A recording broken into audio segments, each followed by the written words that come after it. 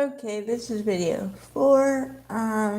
Before I start anything, I have to say happy birthday, Keanu Reeves, because he turned 59 about a month ago. So, alright. I wanted to focus on him because, I find him down to earth and, very relatable and have from day one. Now, in the interviews they pieced together for the close-up episode, they focused on 1984's Bill and Ted's Excellent Adventures because apparently his character said dude a lot. So they tried to say, well, were you scared to play a character that wasn't going to be seen as smart? And he said, no, I just saw it as a role. And I think that he proved himself because if you look at his IMDb, it is very extensive and very, his roles are varied. He goes from that to Point Break in 1991, and then to Speed in 1994, then the Matrix roles, and then, of course, John Wick. Now, my favorite would have to be, well, Sweet November was a notable role in my mind.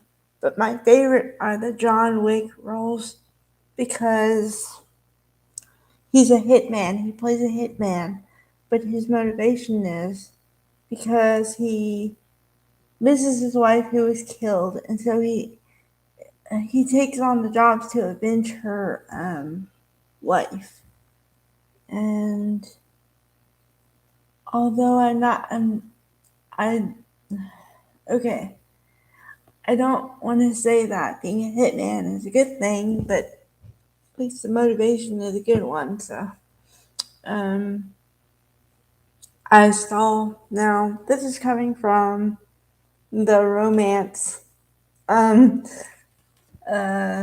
lover, and I don't really like a lot of violence in my movies, and I'm not really a fan of gore just to have gore in it. But once I understood the motivation and I could see that he really threw himself into his character, I appreciated it because throughout the movie you get to see that he is conflicted, number one, and that he really loved his wife and she's still with him no matter what. And he doesn't really want to do anything bad, but he does everything out of love. So yeah, it's just I went from wow, okay, to wow, okay, in a different way of feeling bad for the character because once again I guess I'm captivated by movies that show when you have an entire life and you think your life is going one way, and then a catastrophe or something strikes, and then your whole life is taken away from you, and what happens after that? How you recover? Does it change you as a person? Which, 99% of the time it would, but how does it change you? Does it make you a better person? Or do you become bitter and resentful? Or what happens to the inner person? So, I'm kind of enthralled by that whole theme. I think I always have been, but then being touched by something personal and personal things made me even more so in that vein. So, yeah, but I also am.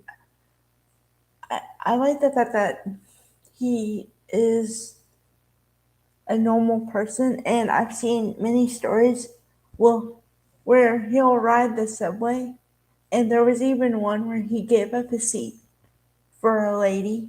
And, um, you know, I mean, I was just reading in his IMDb.